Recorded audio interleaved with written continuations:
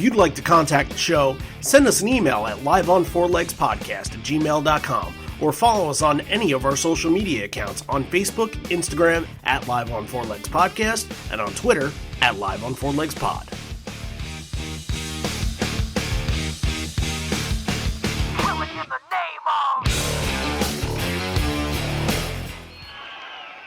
Hola, Bogota!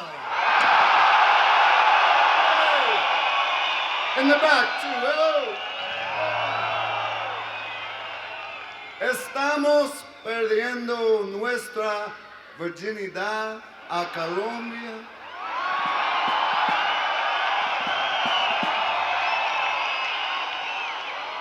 They don't know what I'm saying.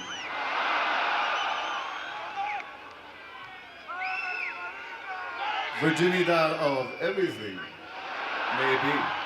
Virginidad a Colombia y les agradecemos al que sea con ustedes en Bogota. And away we go. You're listening to Live on Four Legs, the live Pearl Jam podcast experience, featuring Mr. Stone Gossard.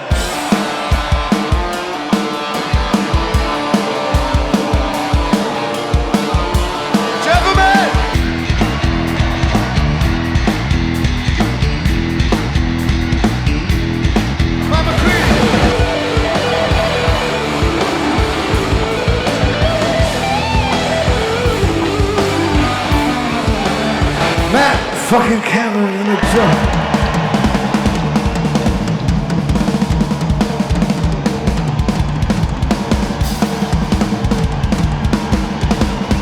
Mr. Boom Gasper.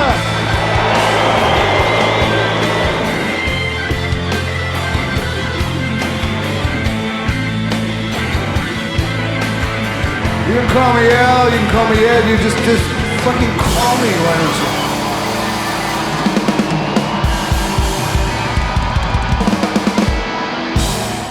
everybody now. Welcome to Live on Four Legs, a definitive live Pearl Jam podcast. And if you're tuning in with us, and if you've been tuning in for the last couple months, then you kind of know what we've been about and you kind of know what's going on in the world.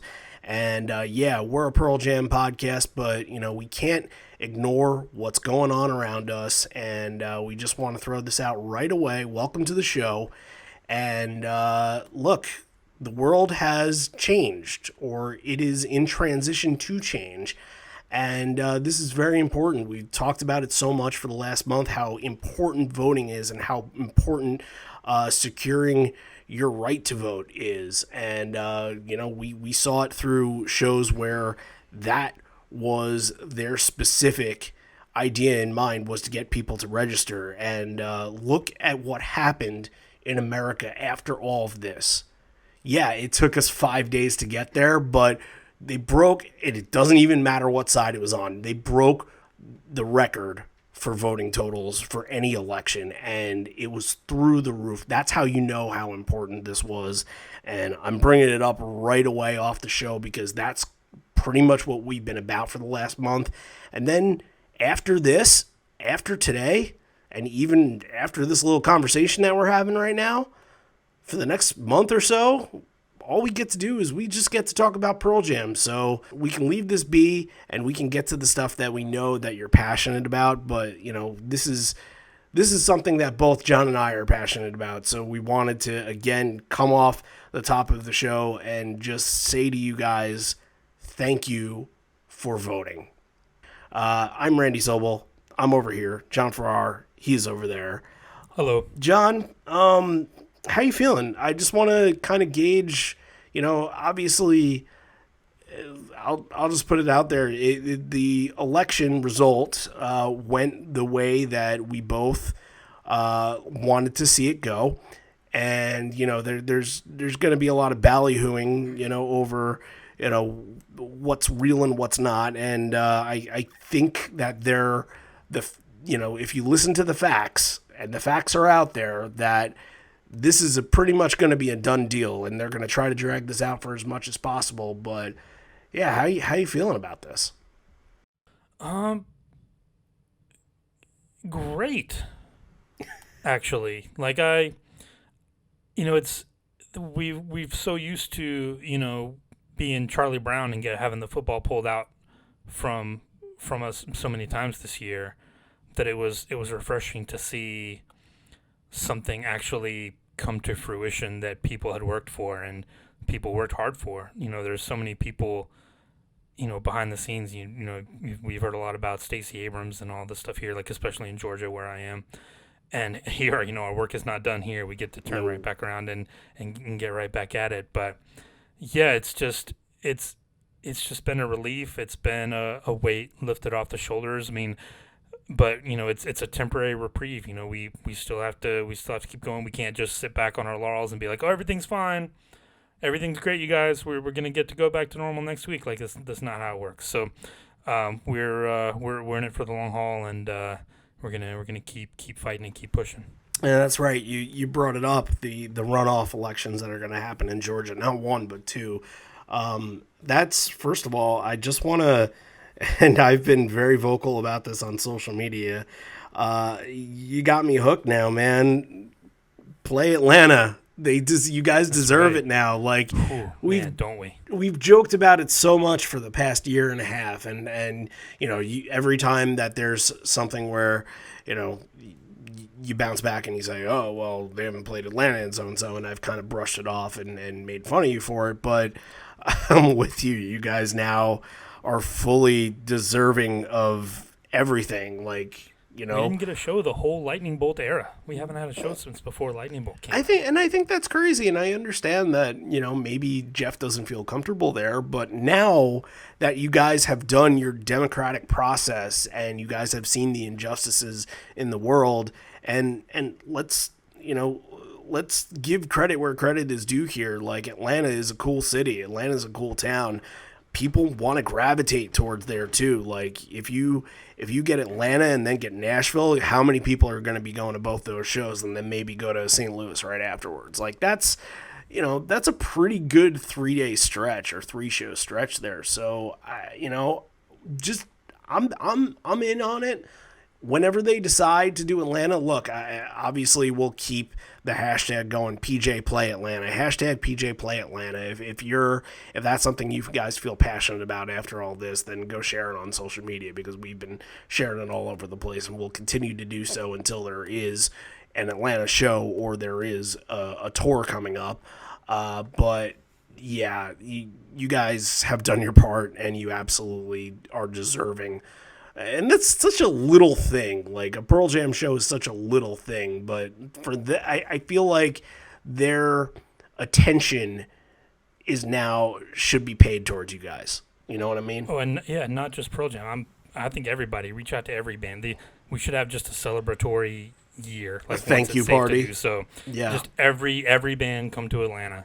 I'm ready. And look, yeah, and we'll be talking a lot more about this next week, I think. Yeah, yes, and we've actually we've kind of, within the current event timeline, we were supposed to be doing Atlanta 2003 at the end of the month, but we've now bumped it up to next week because we want to get the message out there that, if anybody's interested in text banking or phone banking for the runoff elections, like maybe we can do something where it's like, all the Live on Four Legs fans that are interested in doing that, we can all do that together somehow, if that's something that you're passionate about. So, yeah, we can do that next week and push Buenos Aires down to, I guess, November 25th. So, yeah, it's important. I know it's so important to you, but I think it's so important to just the rest of the country too. And I don't want to discredit Philadelphia at all, or Pittsburgh.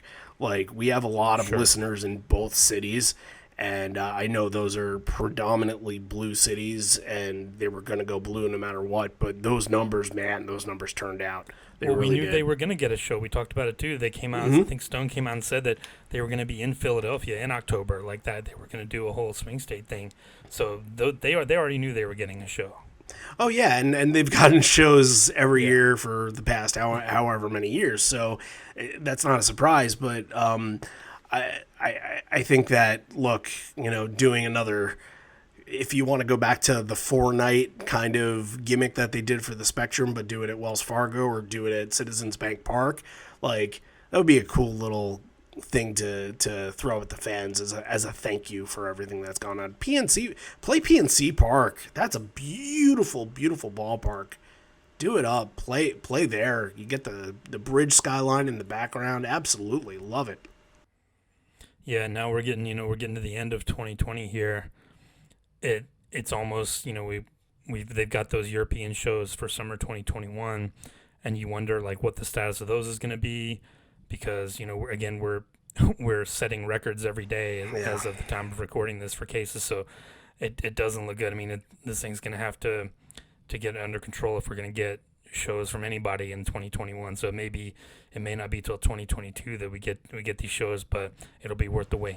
Yeah, unfortunately, as much as we want to, promote this and say, hey, Pearl Jam play Atlanta, it kind of isn't fair that we say that, because we just don't know when that is going to happen, and the number one priority is to turn this around, to keep wearing masks and do our part, and we should be saying that before saying that they should be playing anywhere else.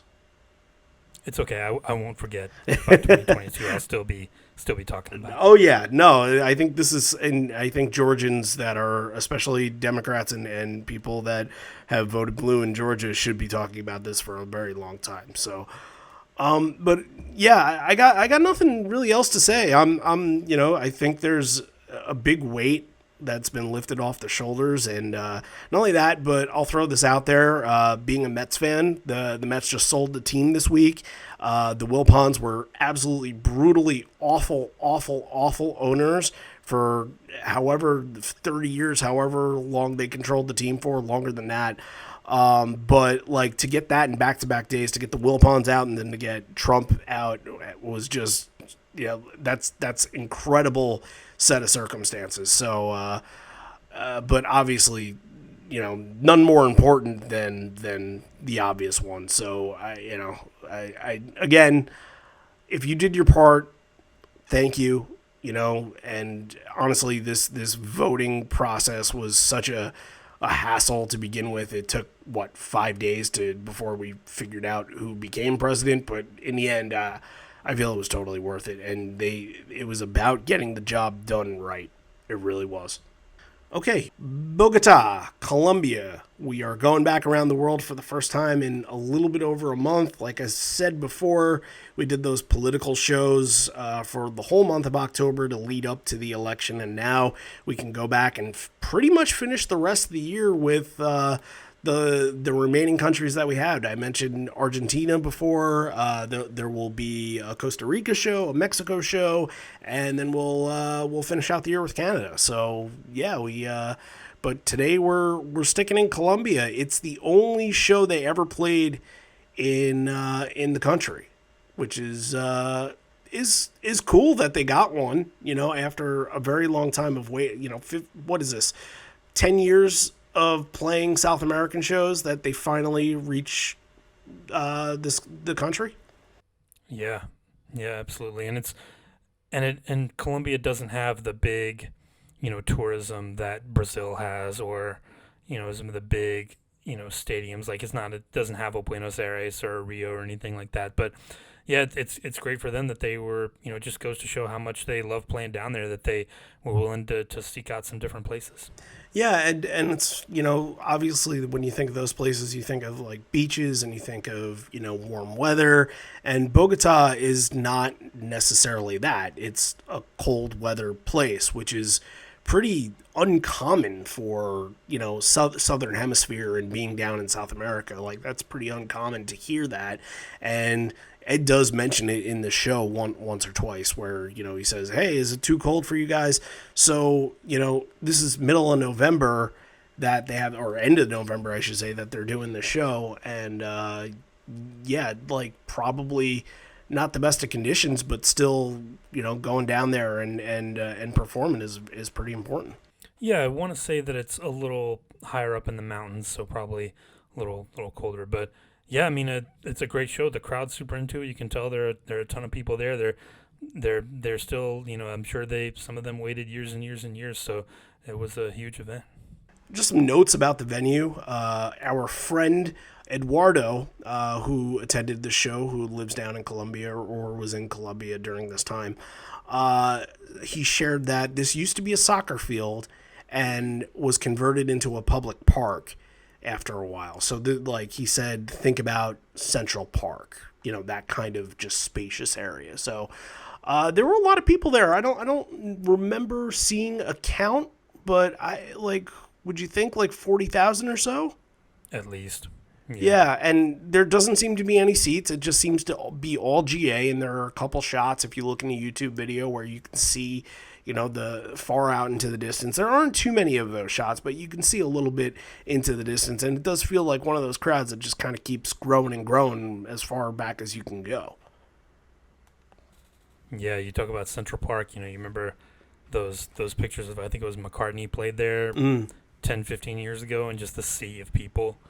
Yeah, it would have been unbelievable. Oh, yeah, for sure. And look, the fans in South America turn out whatever country it is.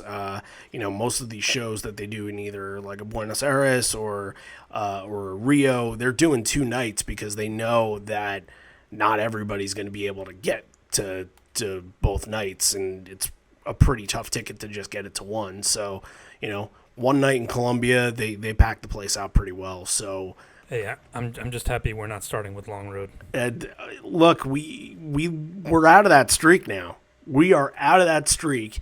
There is another streak in one of these songs that we've been dealing with the last couple weeks. We are on another streak. We do continue one, and I'll just tease it as that, and I won't say much more. But yeah, no Long Road as the opener today. It is the most common opener of the Lightning Bolt Tour. Pendulum is the opener for this show.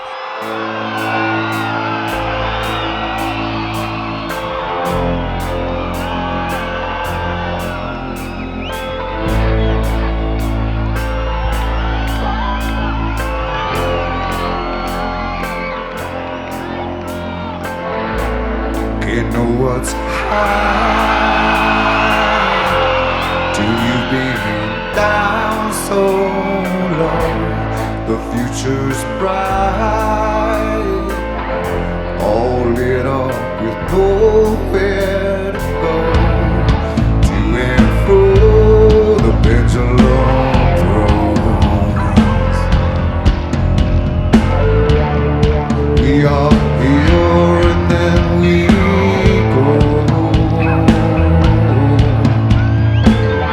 My shadow left me long ago.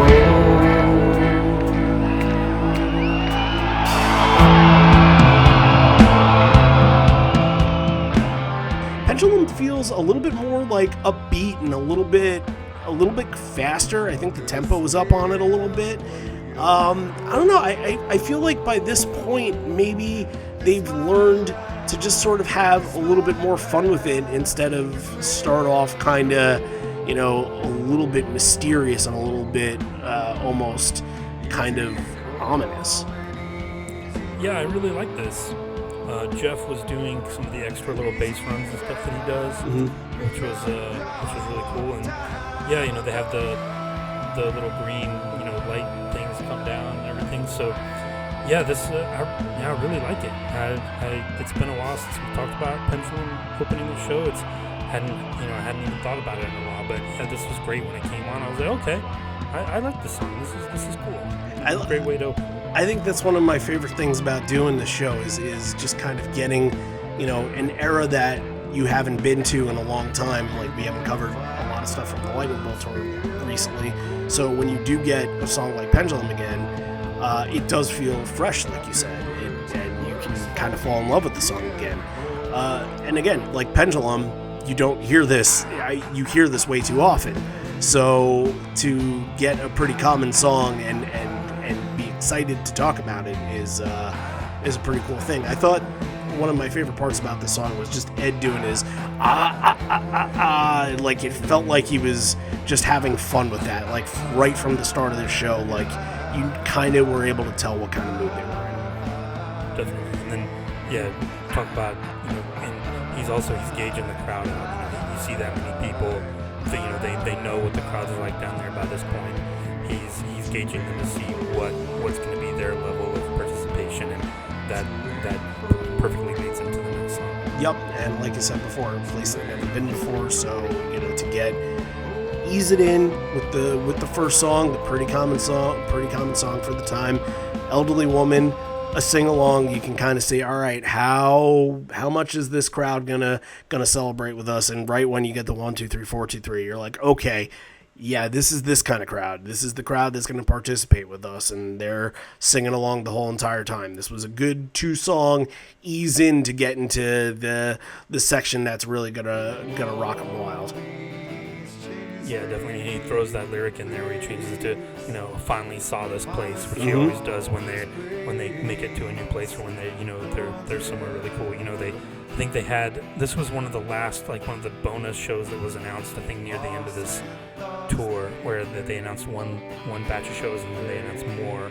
I think they probably had a couple of days off, so they were able to kind of go around the city and look around. And yeah, it's just, that's when you know that something special is happening, when they're in a place where they never thought they'd be. Yeah, and like I said, they did 2005 and 2011, 2013 at this point, and Colombia was never really on the radar. I don't know if it was a plan at one point and then potentially canceled, or just didn't come to fruition. But I think the band at this point wants to try to get into as many different places as humanly possible. We even saw that with the European tour, that they were going back to a place like Budapest, Hungary, and they were doing Zurich for the first time in a very long time. And I think there was Hamburg. They were going back to Hamburg for the first time since like 96 or something. So good way to ease into the power section that really gets you started, and that's Mind Your Manners, into Evolution, into Animal. It is, I think, for a Lightning Bolt show tour, it's kind of weird that right through the first 3 songs you get your 2 Lightning Bolt, then you're done with the album. So they don't even touch up on any Lightning Bolt songs after Mind Your Manners, which I thought that was kind of a little crazy. Yeah, in 2015, you're kind of near the end of that cycle, so that's not surprising to me, especially being in a new place. They've never been there before. They want to showcase all the albums. These people, they know Vitalogy, they know Versus, they know 10. They want to hear the hits, but for the most part, since they've never gotten it before. But yeah, again, in 2015, you're more than 2 years out from the album. It doesn't surprise me. It goes to show that Mind Your Manners is still like one that they're favoring at this point, because you look at Mike and Jeff on stage and they are just having the time of their lives. They are just rocking out to it. It's a 2.5-minute song, however long it is, and they just look like they're going at it in full force. And Mike and Jeff, I felt, were kind of the energy very early on. We get to see a little bit in Do the Evolution, and there's a lot to talk about for Do the Evolution because it's a South American show. There's always a lot to talk about for Do the Evolution, but they seem to be in a very good mood really early on in the show. And Animal too, I thought Mike was jumping all around, Jeff doing these all 3 songs, they were just very animated and all over the stage. But yeah, Do the Evolution is the one early on, and the crowd on all 3 of these songs is great, but from the very beginning of Evolution, they're doing that guitar part. It's great to listen to. It's just one of those iconic things that it became. I feel like this whole 2015, they made sure that Evolution was in this early part of the set, so that they can get the crowd into it. The crowd knows what they're doing with their part and singing the whoa. They're on. It's one of those things that never gets old to Ed. And you look at him in certain parts of the song, and he just looks out in the crowd, and he has this face on it like, I'm still amazed. We can do this 100. We can do this every other song in this show, and I will still be amazed by this. Like that's that his face is just one of being stunned, and to get that after so many times of playing this song is just that's so important and impactful on what they were doing for it. No, that's interesting. I gotta think, yeah, absolutely, it's on purpose. They put this in the first 4, 5, 6 songs, so they know everybody's gonna be in it from the beginning. And yeah, you even see him, I think, during one part, he points the mic out at the crowd. He's like, all right, let me hear you. Yep. Let me hear you. Let's do it. So, yeah, they don't disappoint. The crowd early on is great. You can hear them very, very loud.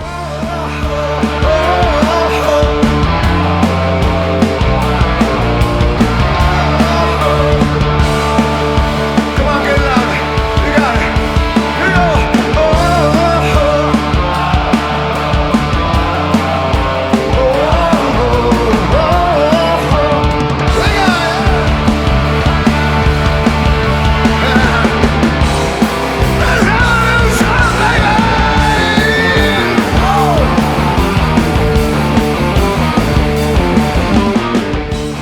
All great stuff, and Animal doesn't, shouldn't be glossed over either, because Mike had an incredible solo on that, and it feels like, very early on there was a lot of momentum going into these songs. This early part, Mind Your Manners has momentum going into Evolution, that has momentum going into Animal. So like there are certain sections in this show where they are able to keep that up, and that's a pretty important facet. But right here, Ed gets the crowd to kind of do some hey, hey kind of stuff, and says Hola Bogota, and makes a quip that the band doesn't really know what he's saying when he speaks in Spanish, and you can kind of see Stone smirking a little bit behind him.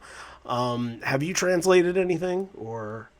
I was trying to listen, and it was a lot of easy stuff like this is our first time here. We're very excited. Like I was getting like every second or third word. Like I have like a rudimentary Spanish knowledge, so I was getting the gist of it, but not word for word. No.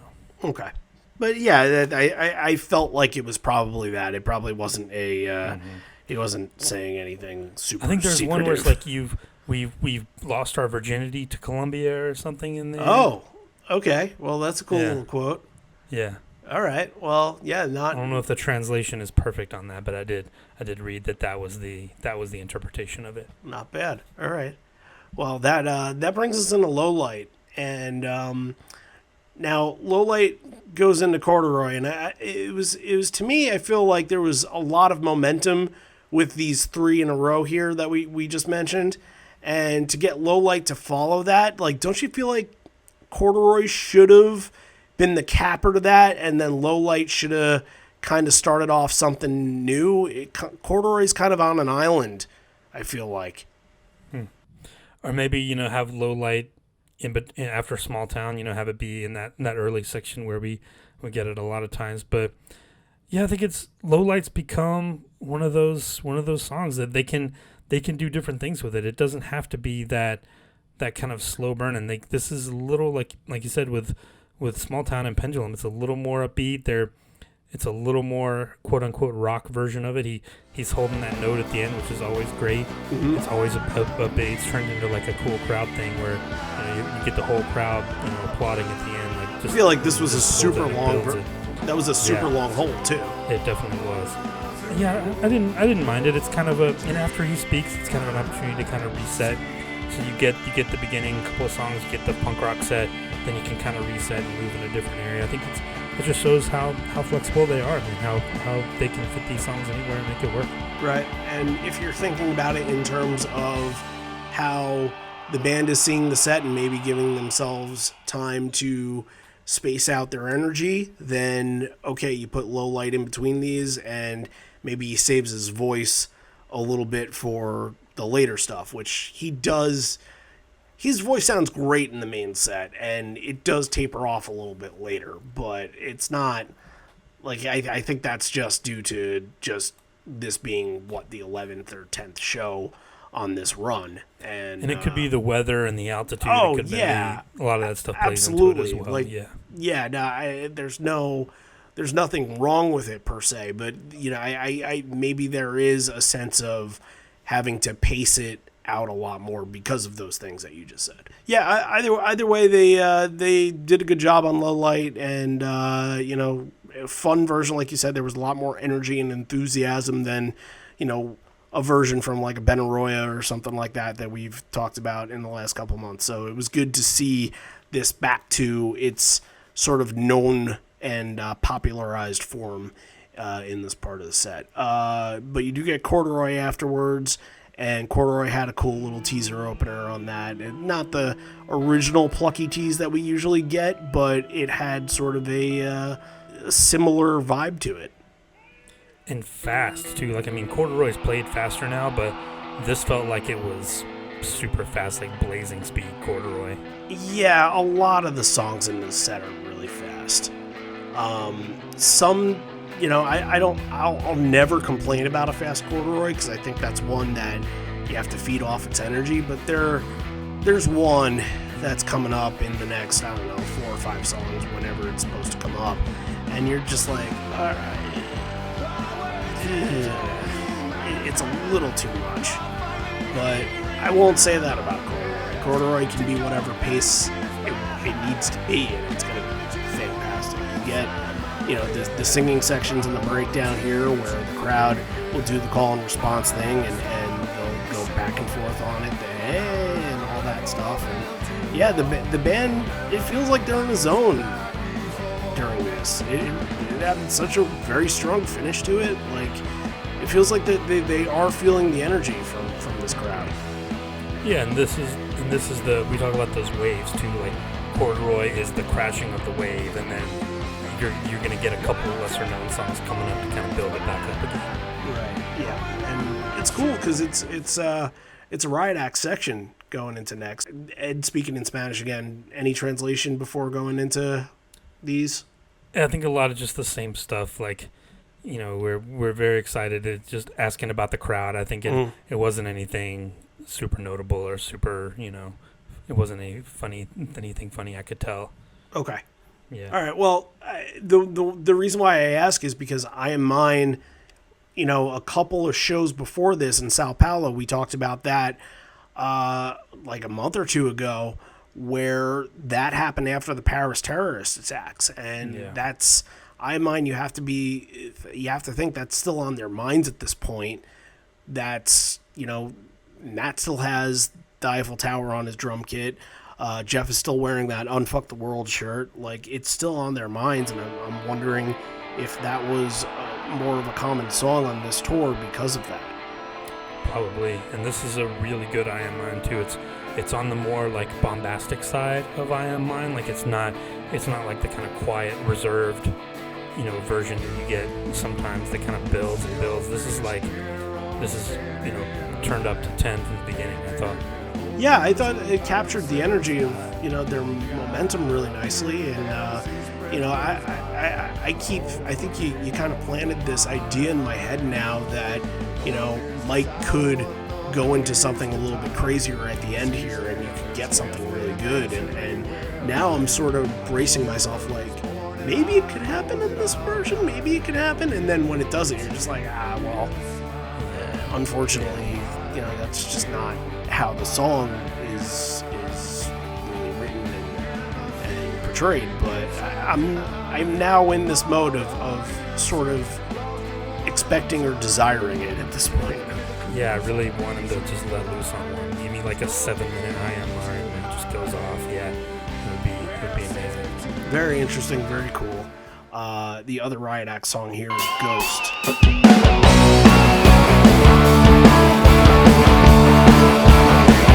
Mine is gray like the sea, back in and overgrown.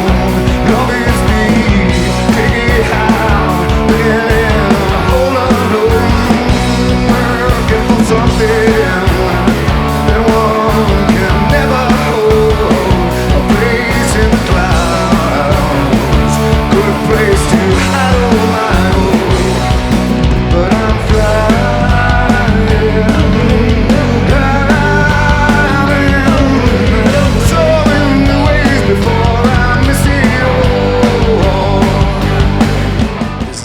the second time we've ever covered Ghost, and the first time I thought it was a very I don't know, it was kind of choppy and it was kind of just thrown together, but this one, it feels like they kind of found a really nice groove with it. There's a little bit of a mistake in there, but Ed comes in kind of early on a line. He wanted to get the TV She Talks to Me line out of the way a little bit too early, but besides that, it felt really tight, this song. It felt better than the last version, which I believe is Barcelona 2018, which is, that's not far off from each other. Probably, this Jacksonville 2016, those 3 times were the last 3 times they played this song. But it sounds really good for a live version of it. Yeah, they almost nailed it. I was really pulling for Ed to nail that. It's that third verse he always screws up, but yeah, it's fine. I mean, Ghost is a cool song. I mean, I like Ghost. I like Crop Duster, part of that early half of Riot Act that I think is great. Yeah, it's an underrated song for them. And if you don't know the whole thing behind why sometimes they will play Ghost, it's because of Dimmy, who is one of the admins on one of the Pearl Jam pages on Facebook. For the Greek. The Greek, yes. I think many people know who Dimmy is. And I believe the story goes that he wanted this requested at one of the Brazil shows and they weren't able to get to it. And maybe it was just a thing of just trying to get it in sound check before they were able to get it the way they felt good. There are some versions of this where it is a train wreck. So yeah, I'm glad they were, they wanted to do it justice and make it worthwhile. And then we get the pre-even flow bit here, Wishlist. This is where I was talking about where momentum can kind of bite you a little bit. We did Wishlist last week. 1998 version. We did Wishlist, I think, the Nassau Coliseum show. That's 2003. I think Vegas. We did I think we did in it. Vegas. Yeah. We've had a little bit of a streak on Wishlist. But now, I think every single time in those shows, we said, isn't it great that we're listening to Wishlist where it's really paced out and it feels melodic and it just, Ed sounds really good on it. And this is just kind of not what Wishlist is. It's not that song. This is all over the place and just kind of a speed drill. Yeah, and I mentioned before, it just kind of loses me. And I think he changes the lyric. I think I wish I was a neutron bomb. I could never go off. He kind of screwed it up though. He changed that. Yeah, I think that screwed him up. I think that kind of threw him off on the lyric, and then he couldn't find his place for a minute. But yeah, Wishlist. It really. It serves the song so much better to have it be at that kind of walking pace. Give it some heart. Give it some space, give it some room to breathe. The song really benefits from that, and it's too bad that they just don't do it that way. Half a step faster from this version, and it's basically a punk song. Pretty close, yeah. Right, it's something that, I don't know, NoFX or Bad Religion would be able to play. That's no. You gotta, and I'm all for taking songs and, reimagining them for the live stage and sort of making them almost performable, but this song was performable. They did it for 20 years or so before this version, and they did it fine. You don't have to turn this into something that it's completely not. It's sad because it's almost kind of become filler in the set. It's never going to be that's a great point. It's never going to be a big moment in the set anymore. It's almost like a throw. Here's Wishlist. Right. You need a song that people know, but you also don't want to linger to get into even flow because you had 2 Riot Act songs that are, I guess back catalog songs if you want to say that. So. And it's not rare. People are never going to. You're never going to see signs for Wishlist, so it's just kind of there. It's too bad. But also, you'll never see signs for Wishlist to say, "Hey, play it the same way you played it in '98." Right. So, it is there, and I don't think for a lot of people that are full timers that go to these shows a lot, I don't think many people are asking for it every show again. But if they go back to their original way of playing it, it has some heart and it has some, a rhythm to it, and instead of just kind of being a punk rock song, then we had hashtag fast porch. We can do hashtag slow wish list. Hashtag slow wish list. I would be into that. We have a lot of hashtags that we can be promoting nowadays. That's right. Hashtag always play even flow because that it's never going to change. So that's here. And of course it's a Mike showcase, and it's very, where is it on the Hendrix level here? I feel like every time I'm hearing Even Flow now, I'm sort of saying, all right, how Hendrix is Mike going here? And for Nassau Coliseum, the last one that we did, it was like that's like a 50 out of 10 on the Hendrix list. Where was this on the Hendrix scale? Right up there. He was behind the back from the very beginning. This is epic and greedy. Yeah, he was going off on this one. This is right up there. Yeah. Feedback on the amps and doing the crouching solo. Yeah, this was good. This was really good. And not only that, but like Ed gets the crowd together to do the whoa, oh, like that's an underrated crowd moment from these South American shows that I don't think gets highlighted.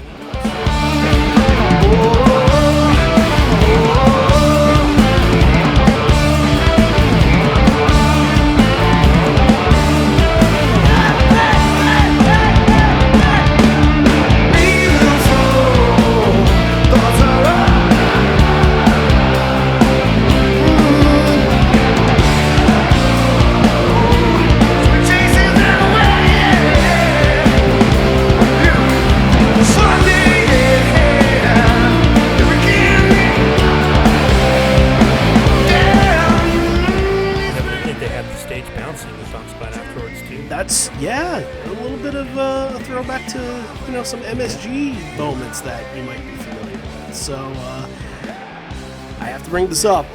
We don't get a never vote Republican, but did you notice what we got? It went by very quickly. I didn't go back and rewind here. Never trust the government. So just it's as good. It's very close, right?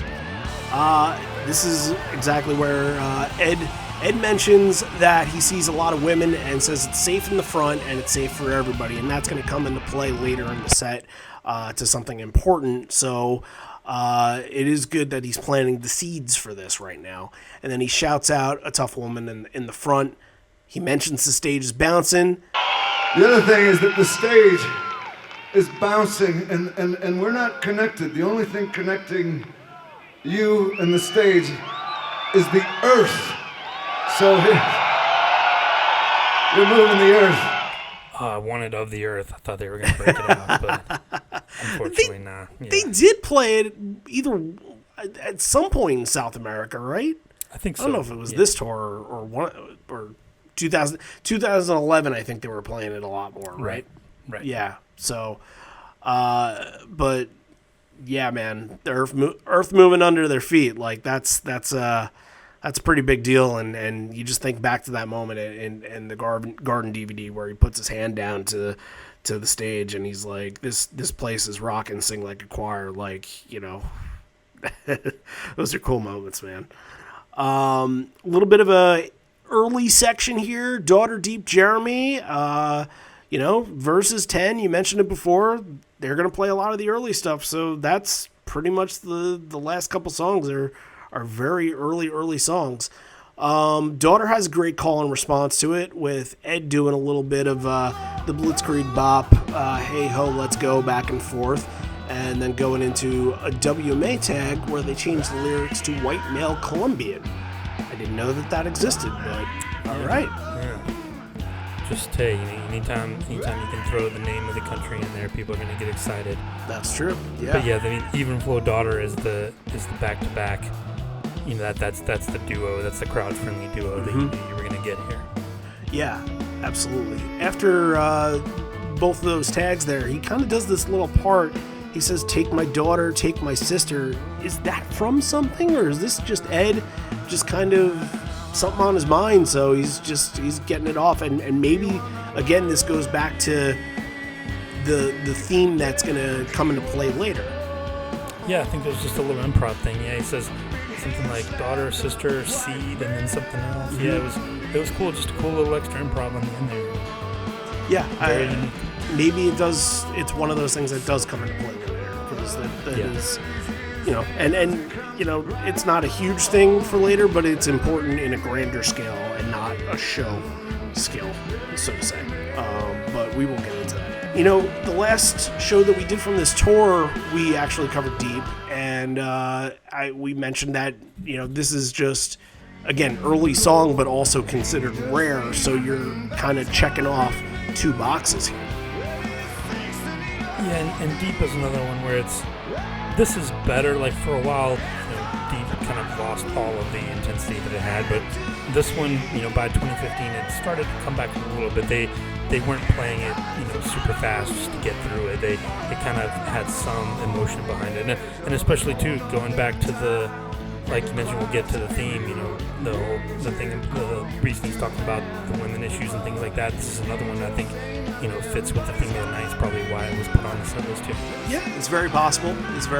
There was one that was left off the set that I was very surprised about. Leaving Here was left off the set. You would have thought that would have fit in really nicely. But yeah, Deep is one of the ones I feel like it's one of the very few that I say is like a Dave A classic that I almost need Dave A on for me to just really, really love. And maybe it's back to that Atlanta version or the Indio version where those versions were just completely bombastic, where they get crazy at the end and it kind of loses control. But I just always think of Dave A when I think of this song. Yeah, that's fair. Yeah, it definitely lost something after he left. Jeremy following up.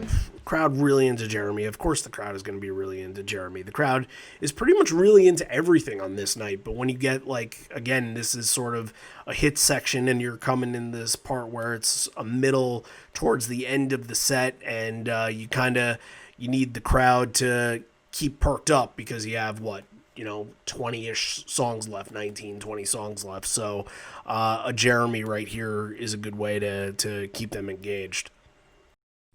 Yeah, very cool. And again, like, it's part of that. It's another wave. It's the crashing of the wave, right? You build it back up with the daughter tags and Deep, and then you hit him with Jeremy to get everybody up on their feet and going crazy again. Yep, and I think that sort of, after they stop a little bit after this, that sort of gets the crowd to get excited and get some big Olay chants to follow.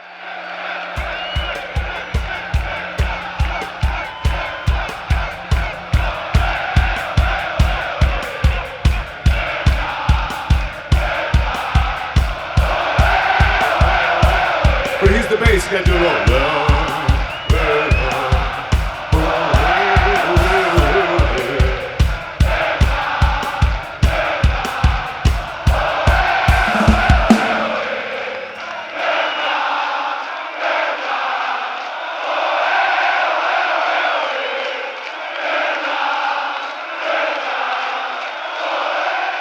Yeah, they were relaxed. Like, there's no stress on them. They're in a new country. They're, like, again, they're not on an album cycle, really. You're kind of near the end of Lightning Bolt, so they can just do whatever they want. So, yeah, totally relaxed. It's a great crowd. It's a great atmosphere. So, yeah.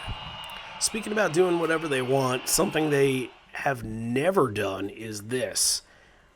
They do an intro into MFC that's not untitled. It is a U2 song called A Sort of Homecoming.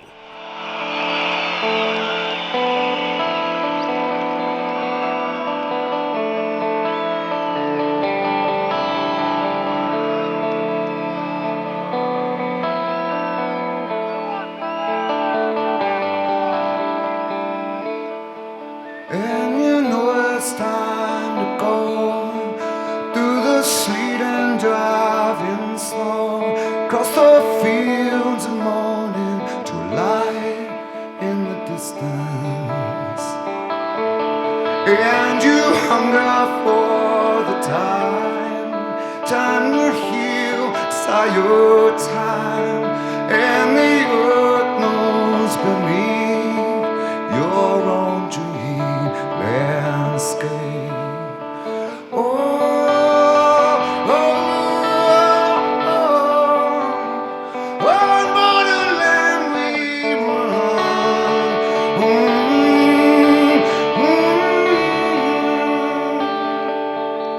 I'll be there.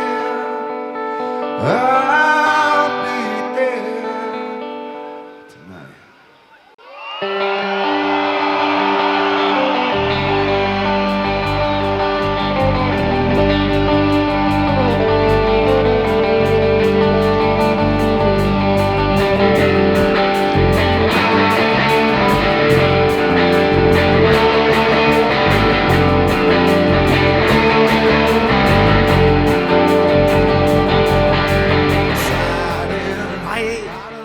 don't know U2's catalog.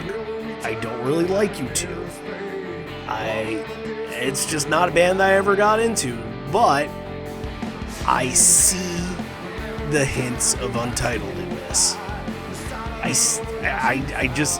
was able to feel it. It's I don't know if it's like that, just kind of arpeggiated, part, or just kind of I don't know what it is, but it feels very similar to how they intro Untitled going into MFC.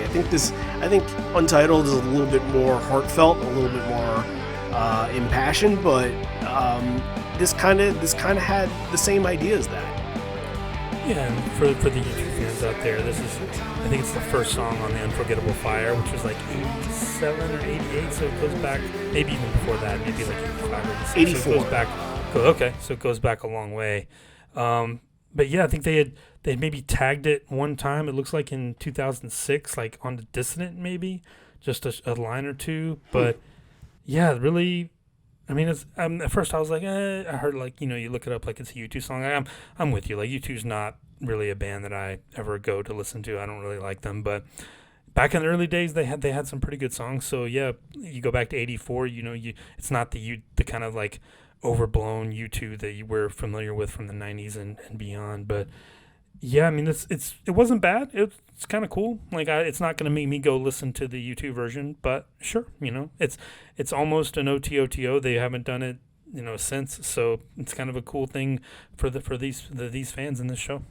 Right, and they've barely done U2 covers. I think they've done maybe one other. And again, like if it's not, In the Name of Love or One or Beautiful Day, I'm really not gonna know it. I know their singles. I haven't done the deep dive into U2 because I don't like the singles. So how am I ever gonna enjoy the rest of their catalog? But they don't do it very often. So again, very similar to Untitled, and that's probably why they have this idea to do it into MFC, which is a great version of this, by the way. It kind of, again, brings the energy and momentum that we were talking about in the past bunch of songs, and there is Gnawing.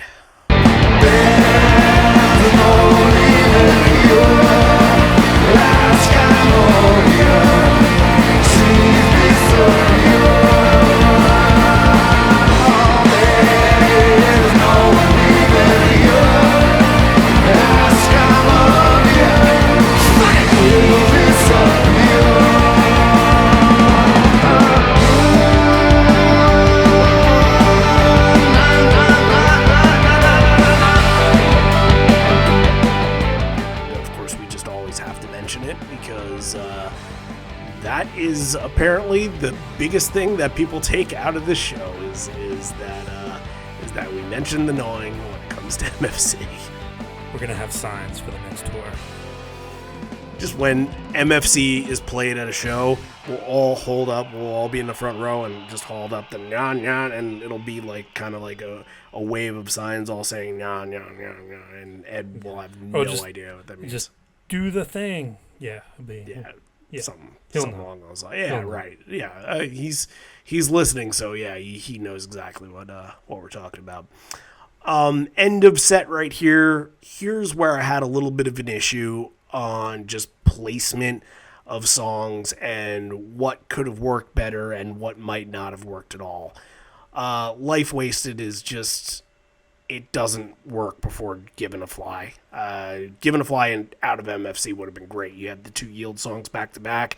They have kind of similar trajectories. Like it would have worked really well. And then you get something like Life Wasted that's a little bit more energetic into something like Rearview Mirror that kind of builds into something way more energetic. It feels like there was a missed opportunity to either put Given a Fly before Life Wasted or hell, get rid of Life Wasted altogether from this set because it just didn't do much for me.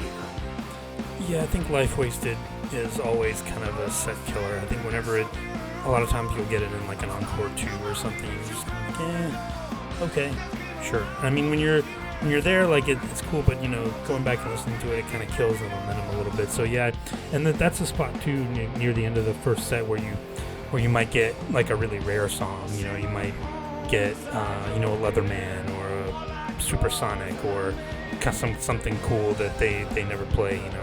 It's kind of a throwaway there before they hit you with the crushing wave at the end of the set. But yeah, I mean, Life Wasted is not one of my favorite songs. So yeah, I can take it or leave it whenever, really. It feels like one of those songs that, like, if the Foo Fighters played Life Wasted, it would be like in every single show that they play. You know what I mean? Like, it feels like a song that should be an arena song, but that's kind of against sort of what Pearl Jam does. So when they do it, it kind of, I don't know, it feels like it's just kind of a square peg sometimes. And the Darkness Comes in Waves part is really good, and that was kind of the highlight of this version, I thought too, where it was really, that was the highlight of the song for me. But I think that they think it's more of a rocker than it really is. It's more just like it's more just kind of a mid-tempo, just kind of like And there's nothing like the main riff is supposed to be like this. I think it was supposed to be this blistering kind of rock, but it's just not.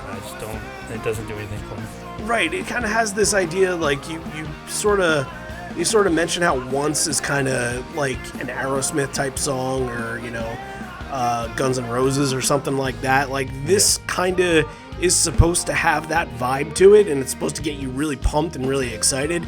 And maybe if a band like the Foo Fighters or one of the bands that I just mentioned, maybe if this was one of their songs, maybe you do feel that from them, because Pearl Jam is a completely different band and they have a lot more substance. And I'm not knocking the song at all, because I actually really love the lyrics in the song. I think it's a really well written song.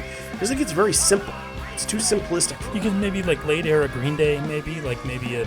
Yeah, I can buy that. Yeah. It's just very simple for them. Like, Rearview Mirror is also a simple song, but it's just like, it has... It's not predictable. It has momentum, it has tension. Right, yeah. Like, of course, the do-do-do-do-do-do.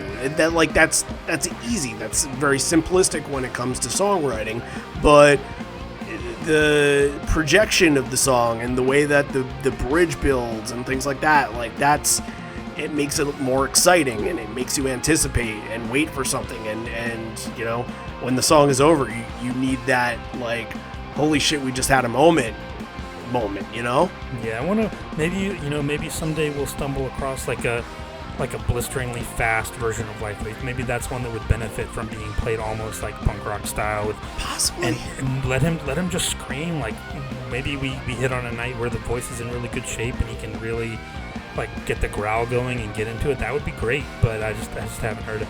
Right, and I wasn't even going to mention this, but since you said something, the song is definitely tuned down a little bit. It's not the original way to play it, so you're not going to get that when it is down tuned. Right. So, but I liked Given to Fly. I liked Rearview Mirror, of course. Especially Matt during Rearview Mirror sounds fantastic. He's just at that frenetic pace where, Stone's doing some atmospheric sounding space noises that sound really cool, and Matt is just keeping that tempo behind it, and it's building, like you said, that tension, and it's getting to that part. And when that part pauses, you hear Ed doing his little "I will forgive, but I won't forget" deal. And then right before, as Jeff is doing his bass line, you can hear the crowd going, whoa, whoa, whoa, whoa, whoa, whoa, like building that back into the end. And it's a 19-song main set, and that's such a great way to end it. I'll take it every time there. Yeah, it's never a cookie cutter. It's never, like we talked about, there's two versions are never the same. Like it's going to be special every time for a different reason. This one's no exception. Fantastic. Right, and that's maybe why you complain a little bit about a song like Life Wasted, because it just doesn't compare to the two songs that it was sort of placed before. So yeah. All right, encore time. that means we get to kind of take a break a little bit and talk about our Patreon and invite you guys to come hang out with us on Patreon and come subscribe. So we have been doing the Patreon stuff for a long time, and we got some exclusive stuff, probably an exclusive episode coming with some extra content from the Friel episode and the Nassau Coliseum episode that I've been hanging on to. I didn't want to get to it last week. The election stuff was way too stressful, and I tried to do as little for the podcast as possible last week, but I think we'll have some extra content and maybe a Devo episode kind of tied into that stuff. So there will be something new for Patreon this week for the patrons that are out there. For the people that aren't subscribed to Patreon, patreon.com/live on four legs, or download the Patreon app and search for Live on Four Legs. And one of the things John and I never mentioned is that we're just kind of doing this out of our own love for talking about the band, and there are things that we like doing for people, and one of the ideas that we've actually just come up with, and this is not exclusive to Patreon. Patrons will be involved with this, but we are going to do something really cool for you guys for Christmas. We want to kind of do a Christmas gift. It's going to kind of bring our community together as a whole, and it's something that we felt like 2020's just sucked ass. It sucks so much. We were supposed to get multiple tours. We were supposed to be out doing things. It was supposed to be the start of a fresh decade, and we've pretty much seen one good day from it. So, we're trying to kind of get everybody involved with something here, and if it works, then great. But we're looking to do a little bit of a Secret Santa thing for all of our listeners, from patrons to people that aren't patrons as well. We would like you to be involved with our little Secret Santa deal. So what we do is we would give you a name of somebody. If you want to be involved, either get in touch with us through Patreon or email us liveonfourlegspodcast@gmail.com. Email us and just say you want to be interested. Send us your mailing address, and send us like 2 or 3 things around $25 to $30 that, or maybe like $20 to $30 that you're interested in, something that you've wanted. Like if you want the Not For You Pearl Jam and the Present Tense book, if that's something that's on your wish list. If you're looking for stickers, if you're looking for a Christmas single that or something like that, like that's something we will send your wish list of like 2 or 3 items. You send it to us, and when we pick your name for somebody else to go and get you a gift, they will take one of those items on your wish list and they'll purchase and ship it to you. And then what we're going to do is in December is we're going to all get together on a Zoom meetup, and it's going to be a celebration. We're just going to listen to music, and people are going to open their gifts, and we're just going to enjoy being around each other and, just kind of get some joy in for the holidays. So, what do you think about that idea? Like, and we'll have dates and all that stuff where, there will be a time where there's a deadline to sign up, probably by next week. We want to get this done as soon as possible and then ship to people on a deadline as well, because we'll again have to do this as quick as possible. So if you're interested, hit us up through Patreon if you're a patron. If you're interested in joining Patreon, hit us up when you become a patron, or liveonfourlegspodcast@gmail.com, and send us a note and just headline in the topic, just say Secret Santa or Christmas party or something like that. So we're gonna throw a Live on Four Legs Christmas party. How about that, John? Sounds good. And yeah, and when you send your wish list, I think that's appropriate. Maybe have your wish list there, but don't put like the Ben Arroyo vinyl. Like, don't put like the poster from 1994 or 1996 Right. that you've really been missing. Like, try to keep it vague. Like, hey, I'd like a T-shirt or a Something sticker from there. or Right. a CD. Like, keep it vague. Keep it realistic for people. So yeah, I think that'll be a lot of fun. And yeah, the email address, liveonfourlegspodcast@gmail.com anytime. Make sure you put the number 4 in there, and we'd love to hear from anybody. It'll be a lot of fun. Let's thank a new patron this week, Carl Stabino. I hope I'm pronouncing that correctly, but I do know his name is Carl. And thank you very much, Carl, for joining up on Patreon. You know, all great things that are happening over there. Head on over. We have a Discord going on, too, if you want to join Discord. So let us know if that's something that you want to do in the email as well. But let's continue on with the show from here. Ole chants are abound, and Ed says, would you like more of us because we would like more of you? And says there is a guy who is muy guapo up in front, and the way he's smiling means he knows it. And Ed's just having a little fun with people. Speaks a little bit more in Spanish and dedicates the next song to a few folks, which is a pretty important dedication because it's not a song that comes around the bend very often. Hey, I wonder what song that could be.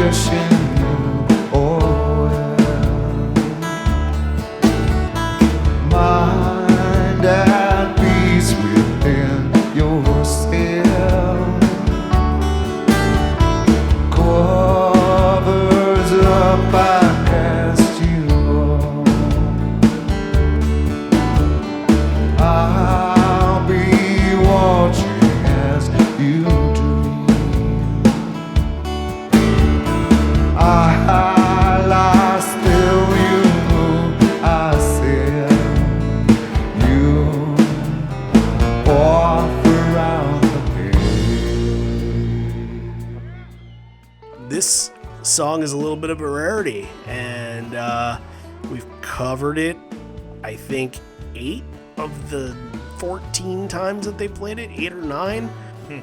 Cool. Yeah, it's great. You know, anytime you get a deep cut off a no code like this, you count your blessings, and this is special. Absolutely, especially that they're doing it as a request for somebody. It feels full. You listen to earlier versions of this, and you know, it feels like they're kind of going through the motions. I really feel this is a song that they need Boom's presence on, that they need the keyboard, the organ, and like it just feels like it's a full song with all of that in place.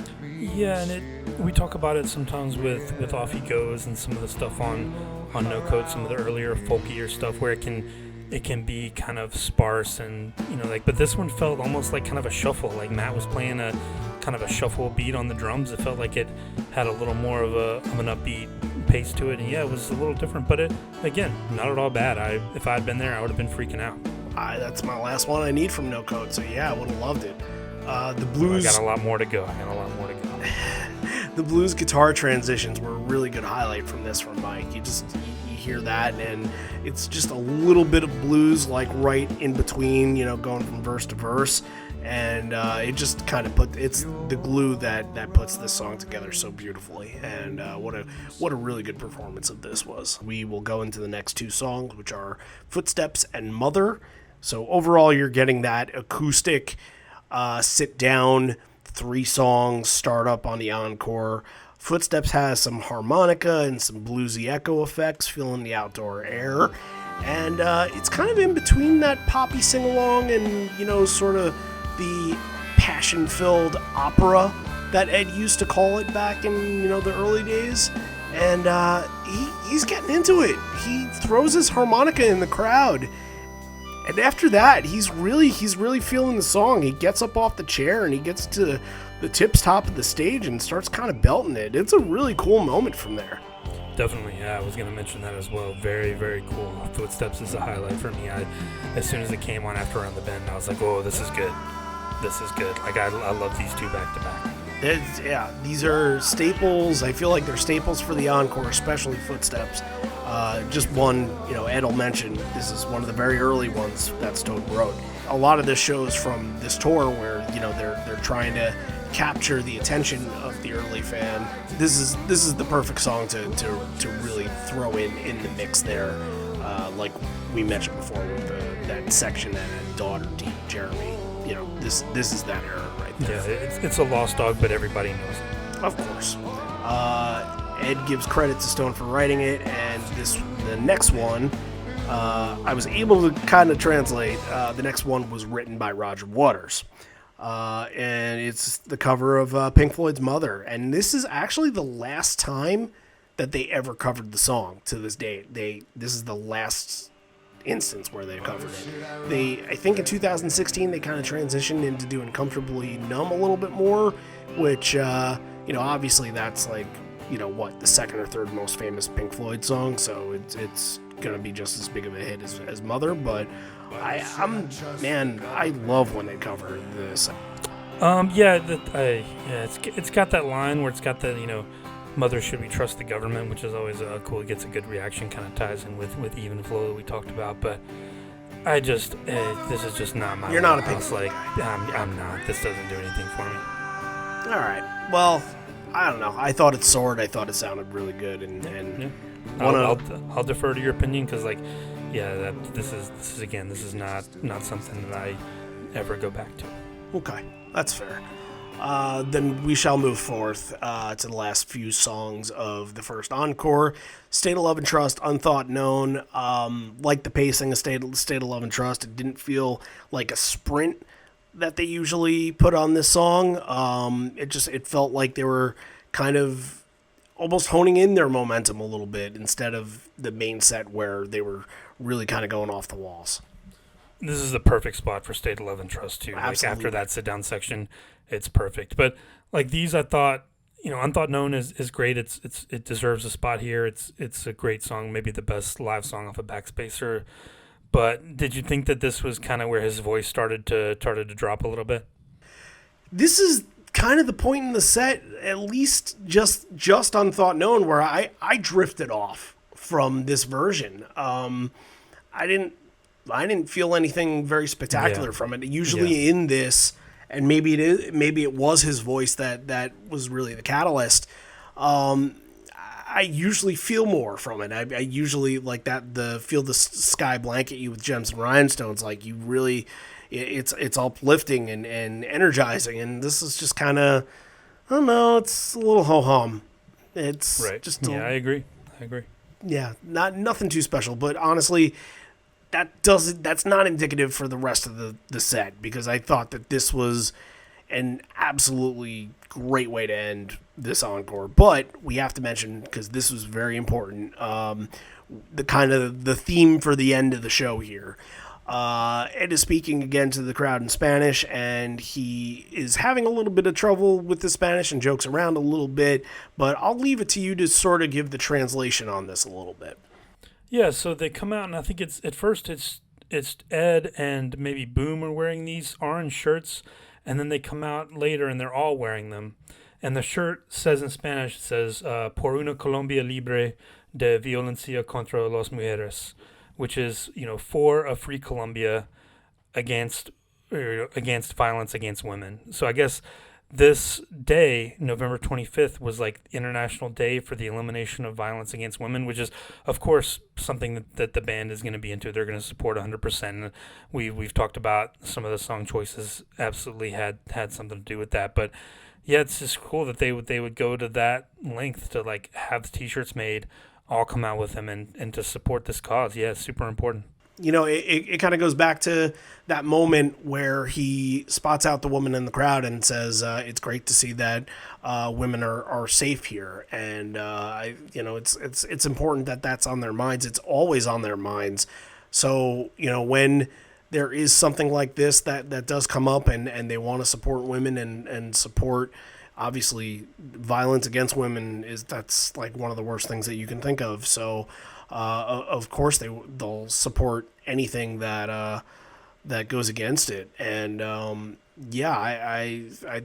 thought that was a really nice touch for them being in the area for the first time and really connecting them with the locals too and understanding what's going on. And it kind of humanized them in an aspect that maybe the crowd wasn't expecting. Right. And again, we're not qualified to give, South American history lessons, but Nope. If you know anything about Colombia, you talk about the Escobars and all that, like the drug trafficking from there, like they don't have a great history with treating women equally and fairly, as far as I understand. So Yep. yeah, that's something that is a fairly important thing. Like, it's not just something that they pay lip service to down there. It's an absolutely 100% like relevant cause to the time. Like, they're living through this right now, and there are people there that are suffering. So yeah, absolutely important and great for them to stand with it.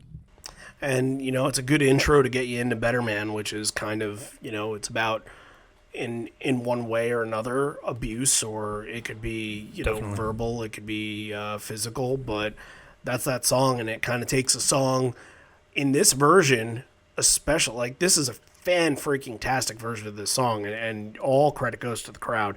But it's one of those that we kind of mentioned with songs like Alive and Black, where they're songs that aren't meant to be, with lyrically, they aren't really meant to be celebrated when you think of what the lyrics are about. They're kind of mentioned to be cautionary tales, but you get the crowd, and when the crowd starts singing the beginning to Better Man, like, it's a completely different song.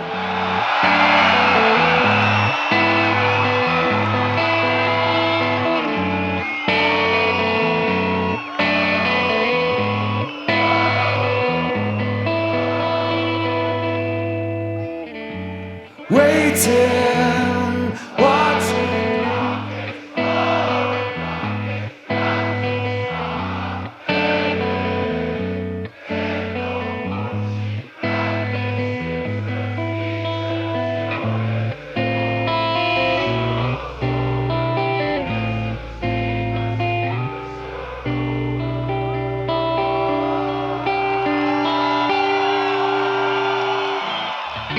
She lies and says she's in love with him. She dreams in color, she dreams in red.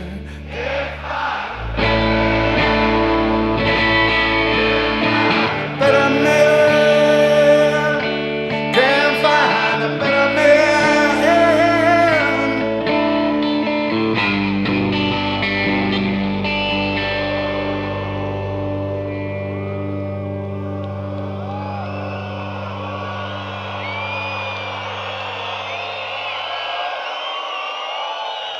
There's nowhere.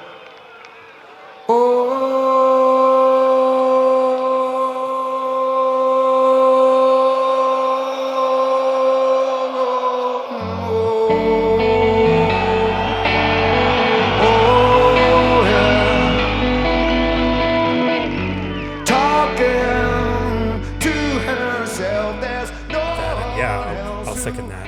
One of the highlights of this show, absolutely, when the crowd starts doing even the guitar part at the beginning of Better Man, it's you kind of get goosebumps a little bit. Like, it would have been really special. Yep.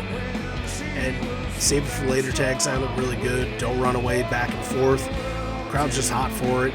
You get a 7-strum finish. That's how you know that the band is really into it. So, teeing up for Porch, yeah, this feels really good. This feels like a very exciting end of set ordeal here. And it's a bluesy Porch. The orbs get lowered, though. They're swatted around the stage. They're swinging back and forth. Such a cool visual. Oh, I always worry about Jeff. He's gonna get brained one of these days, and we're really lucky he didn't. Massive head, yeah. But I always go back to that Brooklyn show where Ed just hops on one of those orbs and is swinging back and forth, and you're just thinking, man, one false step and he's gonna fall on his ass, and that's not gonna be good. But it's just a cool visual, a cool moment, and Ed does come back. He's wearing that orange shirt, and he's running around and doing his thing. Boom's wearing the shirt in this too, and he's singing right on top of the crowd to finish out the song. Like, that's such a special moment and connection to the crowd whenever he does it. Oh yeah, I mean, I was lucky enough when we did that Charlotte episode. He was right on top of me. Yeah, I can attest that it's really amazing.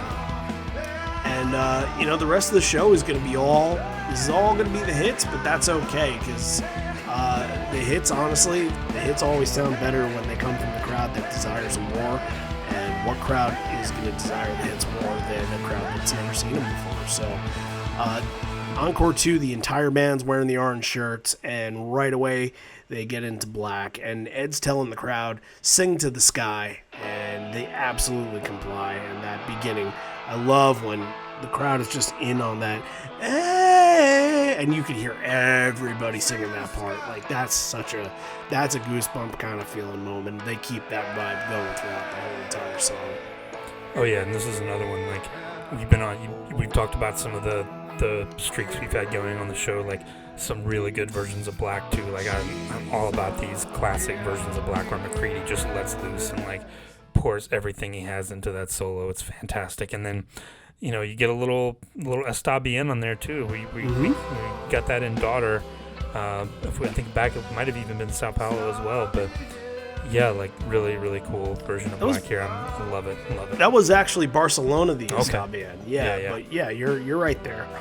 Nice moment, and you know, like, I think we kind of say do do do do do do do, but I think they do tu do do do or tu roo roo.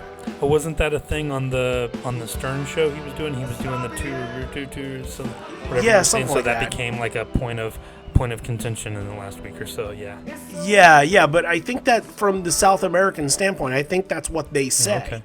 Yeah, when they're talking about this. So, and I could be wrong, or I could have it mixed up a little bit, and, you know, feel free to correct me on it. But they do that until the very, very end, and it just has this slow plane landing kind of finish where, like, even when Mike stops a little bit and you hear just everything but the crowd, and then they finish off with the last chord, and they kind of all finish off on the same plane. It's great. Great stuff. Great version. To end the set, bread and butter. Nothing wrong with that. And Alive, of course, kicks off the bread and butter. And Ed does... I love that line when, you know, we don't talk about it enough, but there's something wrong, she said. Of course there is. And Ed, after that, says, what? And it just, again, brings that connection to the crowd. And I think those are little things when people go back to this bootleg that were there and listen to it, I think they're going to remember something like that, you know? Definitely. And some War Pigs at the end, too, which is always cool. That was the streak I was talking about. Okay, yeah. Third week in a row where we get War Pigs. And there's a very iconic picture of Ed with the Colombian flag, and around Rockin' in the Free World, you see it. It's wrapped around his mic. And but there's... If you go out and look, there's so many iconic pictures of Ed with the Colombian flag, just, you know, either draped like a cape on his back, or him, you know, like holding it up. But, like, man, that's what I remember when I remember this show. I remember those photos, and just I think he says something before going into Ledbetter, like, I don't have this flag, thank you very much for the flag. And I wonder if that's one of the many things that Ed likes to collect is as momentums from these shows, or the flags. Cool, yeah, I wouldn't be surprised at all. But yeah, I think in Rockin' in the Free World, he even changes the lyric. Instead of red, white, and blue, it's red, yellow, and blue for the flags. I think that's when he put it on. Yeah, really cool. Like, again, this is the celebration of the show. It's the thank you to all the fans who came out and said, yeah, you got to send these people home happy. And these three songs at the end, definitely. Rockin' in the Free World, Ledbetter, like, this is what for a lot of people just is the memorable moments from these shows. And you can't, you know, obviously they feel like when you listen to hundreds and hundreds of bootlegs, you're like, okay, well, they're going to be pretty much there every night. But for a crowd that's seen them for the first time, like, this is what they're begging for. This is what they're hoping for in their first show. Yeah, absolutely. More Olé chants before getting into Uno Mas being Ledbetter, and good way to finish it out. Mike has one more moment to shine on this show. He's showing off a little bit in this version of Ledbetter too. Oh yeah, and you can't blame him. It's he's got the spotlight there, and I'm not gonna hold it against him. Yeah. So okay, cool. We ran through that. So Yeah, why don't we pick some moments from this, and we'll rate, and we'll get at your hair. Yeah, so I went back and forth on this one. Like, I could go chalk on this, right? You could go the hits. Like, there's definitely a way. There's definitely three on there that you could just hit, like the main parts, but there's also 3 that you could go a little deeper in and pick. Maybe some of the lesser known ones. I think you could go. So I'm gonna do a mix of both. I'm gonna say Do the Evolution, then I'm gonna go Pendulum, and then I'm gonna go Better Man.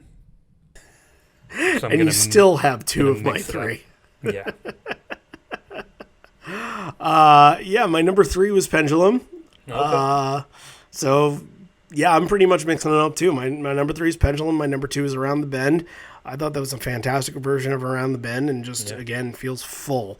Like when this versions of the song feel full. And Better Man's the moment from this show. It's special. You hear the whole entire crowd doing that beginning, that guitar part in the beginning, and it's like, we hear that on Evolution so often. We hear that on Even Flow too, and maybe even Rearview Mirror to an extent. But I felt like that was such a huge standout from this that you can't go away not being unbelievably in love with it and surprised by it. So yeah, great stuff, and especially the tie-in with the theme, the violence against women. That's such a great way to tie that in. So, what are you gonna rate it? Curious. I'm gonna go 8.5. I think this is really good. It didn't have the one, Better Man is a great moment, but it didn't have the iconic moment that a lot of these shows have. A lot of good stuff, some rare songs, a bunch of hits. I thought the set list, we talked about a couple of things, like maybe Life Wasted is a missed opportunity for something. Maybe there's some things like It's a Unthought Known, maybe lost me a little bit. Mother lost me a little bit, but overall, very good show. Really enjoyed watching it. 8.5. I'm right there with you. I got it as an 8.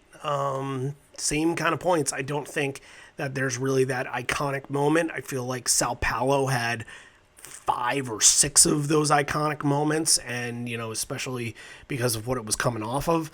And I don't want to compare the 2 shows because that's not fair. It's just, that's just the era. But yeah, I think it was really good, and I think that for the only show that they've ever played down in Colombia, they should be very happy with it. But as far as the grand scheme of things and the grand scheme of Pearl Jam shows, it's in the Hall of Very Good and not the Hall of Fame kind of thing. So yeah, sure. I'm there at the 8. So we pretty much agree. Okay. All right. Let's mention again, we are going to be doing a Secret Santa thing and a Christmas party for Live on Four Legs. It'll be sometime in the middle of December. We'll all get together on Zoom and we'll all open Christmas presents, and you'll be buying a Christmas present for another listener or fan of the band. So hopefully we'll get a bunch of people in there together and we'll do it. We'll just spend a lot of time together, and we have a special thing planned, and hopefully that comes to fruition. Yeah, so if you're interested in that, live on Four Legs podcast at gmail.com, or sign up to our Patreon. We'll be talking about it on our Patreon, patreon.com/live on Four Legs. Next week, John, I'll let you tee it up. Yeah, we're gonna go back to 2003 to Atlanta, a show that I did not attend, even though I was in the area. Yeah, but yeah, a lot of cool stuff at this show, and we're gonna have a patron on. We're gonna have Glenn Bobie on with us to talk about it, I believe. Yep. So yeah, we'll have a lot of stuff to talk about, and our political month is over, but I think some of it's gonna trickle over into next week as well. It will, and yeah, like I mentioned before, we bumped it up for a reason, and we want to get the word out to start doing as much as you can to talk about the runoffs and get the people of Georgia that do listen to the show, or just the Pearl Jam fans that are from Georgia to be there on January 5th to vote for Ossoff and Warnock for these elections, as they are going to be maybe more important than the general election this year. This is to determine what the future of the next 4 years is going to be. in the White House. So very important, and I hope you guys that are in Georgia absolutely agree. Again, just thank everybody for sticking with us for the last month, and we've gotten a lot of really nice messages from people all over, either people that have been listening to us for a long time, or people that we never even heard from before that have said like they really love the political stuff and love what we were doing, and we felt like it was a good way to send our dedication to the band and credit their history by doing it. And we're just glad that it didn't get a lot of people pissed off, and if it did get some people pissed off, then we're glad they're not around anymore. And welcome back to the people that just skipped those. That's true too. If anybody did skip them, yeah, that's totally up to you, and we totally understand that. And I know we spent a lot of the early part in this episode talking about that stuff, but you know what? We're going to do our best for the rest of the year to just make it about Pearl Jam, and we are a Pearl Jam podcast, and that's what we want to stick to. But you know what? When you do have a platform and you feel like you need to speak your mind at some points, like... Well, yeah, it would have been weird if we just hadn't mentioned it at all. Yeah, right. It's going on. It's the most important thing that's gone on all year. Like, it's like if we didn't mention that, COVID happened and there was no tour, like... You'd be listening to us thinking, where are you guys coming from? When did you guys record this? So it would be stupid of us not to mention anything. So we do it for everybody. And, we really hope that everybody's doing well during this time. And again, wear your masks, be safe. It's getting worse before it gets better. So make sure, be part of the side of history that didn't screw up. That's all I got to say about that. We'll see you next week, guys. This may be the end. We're here, but not for much longer. And although we may be parting ways, I miss you already. I miss you always. We'll see you next week for Atlanta 2003. Está bien. Sorry is the fool who trades his soul for a Corvette. Thinks he'll get the girl, he'll only get the mechanic. What's missing? He's living a day he'll soon forget. That's one more time around. The sun is going down, the moon is out, but he's drunk and shouting, putting people down. He's pissing, he's living a day he'll soon forget. Counts his money every morning, the only thing that keeps him horny. Locked in a giant house that's alarming. The townsfolk, they all laugh. Sorry is the fool who trades his love for high-rise rent. Seems the more you make equals the loneliness you get. And it's fitting, he's barely living a day he'll soon forget. That's one more time around, and there is not a sound. He's lying dead, clutching Benjamins, never put the money down. He's stiffening, we're all whistling, a man will soon forget.